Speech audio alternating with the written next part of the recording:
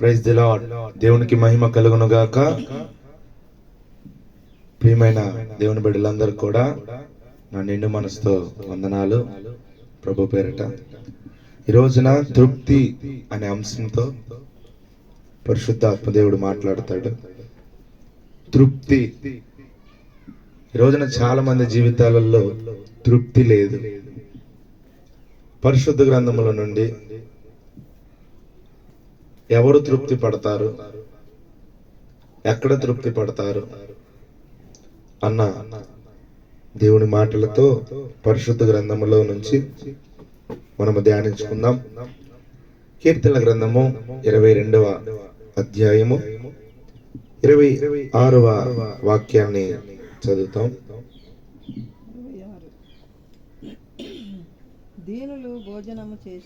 దీనులు భోజనము చేసి తృప్తి పొందెదరు. యెహోవాను వెదకువారు ఆయనను స్తుతించెదరు. చాలండి. ఈ రోజున దీన మనసు కలిగి ఉన్నటువంటి వారు దేవుడు నీకు ఇచ్చినటువంటి దాంట్లో నీవు తృప్తి పడతావు. ఎవరు తృప్తి పడతారయ్యా అంటే దీన మనసు కలిగి ఉన్నటువంటి వారు తృప్తి పడతారు. దేవుని బిడ్డలారా, ఈ రోజున చాలా మంది కుటుంబాలలో తృప్తి అనేది లేదు. తృప్తి పడరు ఎవరు కూడా. ఎందుకయ్యా అంటే ప్రతీది కూడా ఇప్పుడు ఒకటి వచ్చింది అంటే దాని వెనకాల ఇంకొకటి, తర్వాత అలాగా తృప్తి పడకుండా చాలా మంది కూడా ఈ రోజున ప్రతి అవసరము కూడా దేవుడు ఇచ్చిన దాంట్లో తృప్తి పడతలా. దీనులు భోజనము చేసి తృప్తి పొందెదరు. చూడండి, దీన మనసు కలిగి ఉన్నటువంటి వారు భోజనము చేసి దేవుడు నీకు ఇచ్చినటువంటి పచ్చడన్నమైనా, కూరన్నమైనా, లేక కారపన్నమైనా, ఏ అన్నమైనప్పటికీ కూడా దేవుడు నీకు ఇచ్చాడు. నీకు కలిగినది ఇంకా చాలా మందికి కూడా లేదు. దేవుని బిడ్డలారా, ఈ రోజున దేవుడు నీకు ఇచ్చినటువంటి దాంట్లో నువ్వు తృప్తి పడాలి. ఈ రోజున నీకు కలిగి ఉన్న దాంట్లో నువ్వు తృప్తిగా జీవించాలి. అదేవిధంగా మరొక వాక్యాన్ని చదువుకుందాం. పరిశుద్ధ గ్రంథముల నుండి కీర్తనల గ్రంథము 36వ అధ్యాయము 8వ వాక్యాన్ని చదువుతాం. 36:8. నీ మందిరము యొక్క సమృద్ధి వలన ఆమేన్. చాలండి. ఈ రోజున దేవుని సన్నిధిలో తృప్తి పడాలి. ఈ రోజున దేవుడు నీకు ఇచ్చే ప్రతి దాంట్లో కూడా నువ్వు తృప్తి పడాలి. ఈ రోజున నీకు కలిగి ఉన్న దాంట్లో నువ్వు తృప్తి పడాలి. చాలా మంది కూడా తృప్తి లేని జీవితము. కలిగి ఉన్న దాంట్లో హాయిగా ఉండిద్ది, లేనిపోని కోరికలో హానే ఉండిద్ది. ఈ రోజున దేవుడు నీకు ఇచ్చినటువంటి దాంట్లో నువ్వు తృప్తిగా జీవించాలి. ఈ రోజున దేవుడు నీకు మంచిగా ఒక ఫ్యాన్ ఇచ్చాడు అనుకోండి, ఆ ఫ్యాన్ తో నువ్వు తృప్తిగా ఉండాలి. తృప్తి పడకుండా నాకు ఏసీ కావాలని నువ్వు ఏసీ తెచ్చుకున్నావు అనుకో, ఏసీ బాగానే ఉండిద్ది, నెల అయిపోయిన తర్వాత కరెంటు బిల్లు వచ్చింది. కాబట్టి దేవుని బిడ్డలారా, మానవుని యొక్క కోరికలు అనంతాలు. ఒకదానమ్మట ఒకటి, ఒకదానమ్మట ఒకటి, ఒకదానమ్మట ఒకటి, ఇవన్నీ కూడా వస్తూనే ఉంటాయి. కానీ దేవుడు నీకు ఇచ్చినటువంటి దాంట్లో నీవు తృప్తిగా జీవించాలి. దేవుడు నీకు ఇచ్చినటువంటి ఏదైనప్పటికీ కూడా నువ్వు తృప్తిగా ఉండాలని దేవుని లేఖనాలు నీ సెలవిస్తున్నాయి. దేవుని బిడ్డలారా, ఈ రోజున దేవుని సన్నిధిలో తృప్తిగా మనసారా దేవుడు నువ్వు ఆరాధించాలి. ఈ రోజున తృప్తి లేని జీవితం శాపకరము. చూడండి, దూరపు కొండలు నునుపుగా కనబడతాయి. దగ్గరికి వెళ్తేనే దూరపు కొండలు నునుపే. దగ్గరికి వెళ్తే ఆ కొండ ఎంతగా ఎత్తుగా ఉండిద్దు. కాబట్టి దేవుని బిడ్డలారా, ఈ రోజున తృప్తి పడాలి. నువ్వు నీకు కలిగిన దాంట్లో నువ్వు తృప్తి పడాలి. అదేవిధంగా మరొక వాక్యాన్ని చదువుకుందాం. కీర్తన గ్రంథము 65వ అధ్యాయము 4వ వాక్యాన్ని చదువుదాం. 65:4. నీ ఆవరణములలో నివసించునట్లు నీవు ఏర్పరచుకొని చేర్చుకొనివారు ధన్యుడు. నీ పరిశుద్ధాలయము చేత నీ మందిరములోని మేలు చేత మేము తృప్తి పొందెదము. చాలు దేవుని బిడ్డలారా, ఈ రోజున నీ జీవితంలో దేవుడు చేసిన మేలు, ఆ మేలు వలన నువ్వు తృప్తిగా ఉండాలి. ఈ రోజున చాలా మందికి కూడా మేలులో కూడా తృప్తి లేదు దేవుని బిడ్డలారా. ఈ రోజున ప్రతి వ్యక్తి అనే మాట ఏంటంటే, దేవుడు నాకేం చేశాడు, దేవుడు నాకేమి ఇచ్చాడు, దేవుడు ఏం చేస్తున్నాడు అని మాట్లాడుతున్నాడు. ఈ రోజున నువ్వు తినటానికి నీకు మంచి ఆహారం ఇచ్చాడు, నువ్వు కట్టుకోవటానికి మంచిగా వస్త్రాలు ఇచ్చాడు, మంచిగా నువ్వు బ్రతకటానికి కావాల్సిన ప్రతిదీ దేవుడు నీకు ఇచ్చాడు. దేవుని బిడ్డలారా, దేవుడు నాకేం చేశాడు, నాకేం చేశాడు, నాకేం చేశాడు అంటున్నారు. దేవుడు నీకు చేసింది ఏందయ్యా అంటే, ఈ లోకములోకి నిన్ను ప్రవేశపెట్టాడు. దేవుడు నీకు చేసినది ఏంటంటే, చాలా మంది కూడా ఒక అన్న అంటూ ఉన్నాడు, అన్నా నా దగ్గర సైకిల్ లేదన్నా అని బాధపడుతున్నారు. ఇంకొకళ్ళకి కాళ్ళే లేవు సైకిల్ దొక్కోటానికి, మరి వాడి పరిస్థితి ఏంది?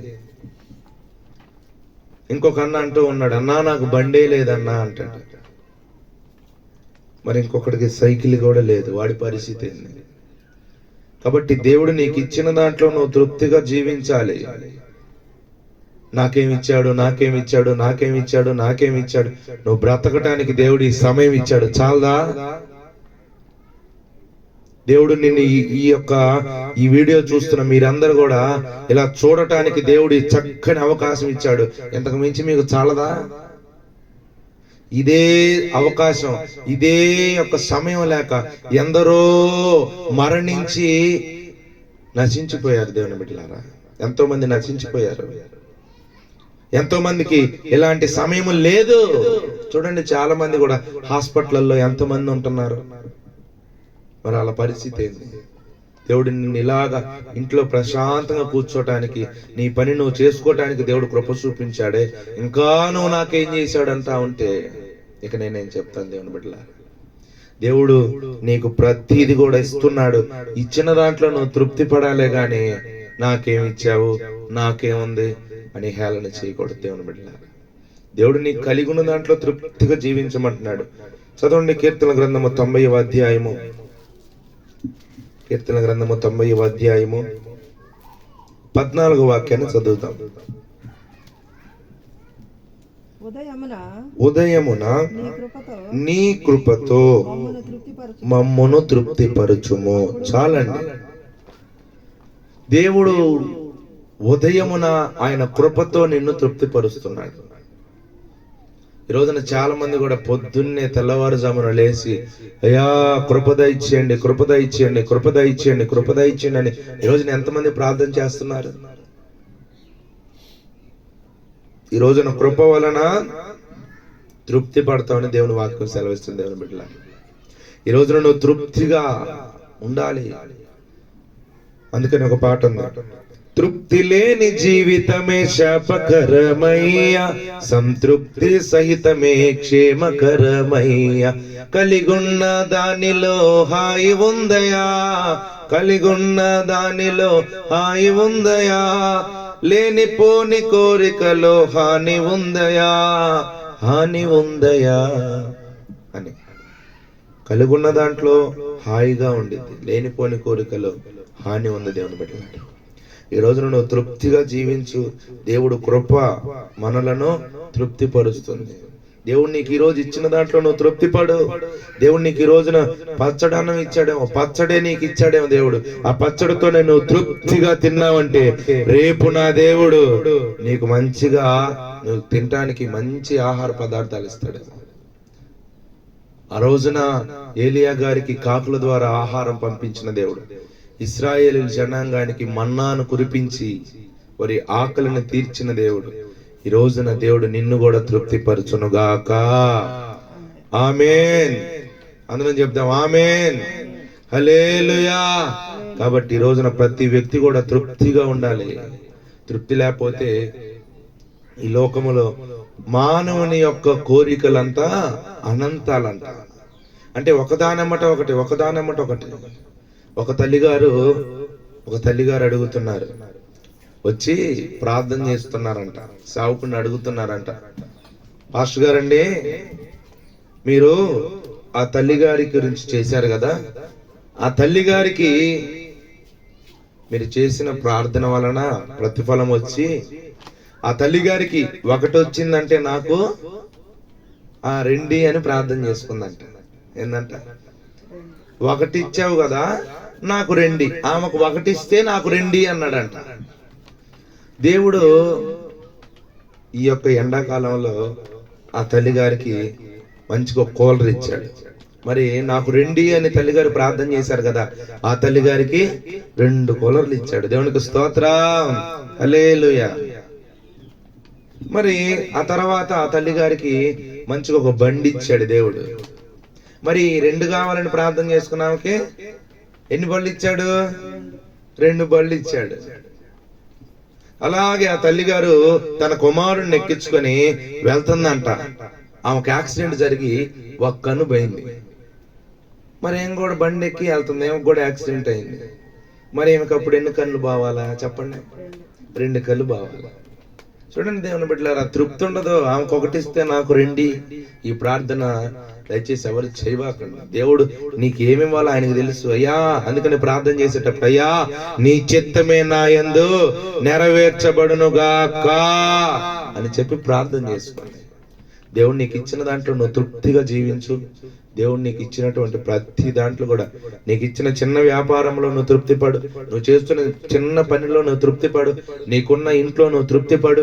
ఎక్కడ నువ్వు కష్టపడ్డావంటే పరలోకములో ఎంతో సంతోషపడతావు. దేవునికి స్తోత్రం, హల్లెలూయా. కాబట్టి దేవుని బిడ్డలారా, దేవుడి మాటలు దీవించి మనందరిని ఆశీర్వదించును గాక. ఆమేన్. తలలు వంచి కళ్ళు మూసుకుందాం, ప్రార్థన చేసుకుందాం. మహాగరుడా, మహాపరిశుద్ధుడా, ఆశ్చర్యకరుడా, ఆలోచనకర్త, నిత్యుడగు తండ్రి, సమాధానానికి అధిపతిన నా యేసయ్యా నీకు వందనాలయ్యా. ఈ సమయంలోనైనా నిన్ను స్తుతించి ఆరాధించి గణపరచడానికి నీవు ఇచ్చిన చక్కని అవకాశాన్ని బట్టి నేను స్తుతిస్తున్నామయ్యా. ఈ దినమునైనా తృప్తి పడవన్నావు నాయన. అయ్యా, మాకు కలిగి ఉన్నటువంటి సమస్తములో నాయన మేము తృప్తిగా జీవించే కృప మాకు దయచేయండి నాయన. నీ యందు భయము భక్తి కలిగినాయన అయ్యా మేము తృప్తి పడినాయన. నువ్వు మాకు ఏదినైతే నాయన దేనినైతే మాకు అనుగ్రహించావో, నీవు అనుగ్రహించిన దాంట్లో మేము తృప్తిగా జీవించే కృప మా అందరికీ దయచేయండి. విన్న వాక్యాన్ని తలంచుకుంటూ వాక్యానుసారంగా జీవించే కృప మా అందరికీ దయచేయమని, తృప్తి పడే హృదయం మాలో కుమ్మరించమని, ఘనత మహిమ ప్రభావాన్ని ఆరోపించుకోమని నజరేయుడైన యేసు నామమున ప్రార్థించి అడుగుచున్నాము తండ్రి. ఆమేన్, ఆమేన్.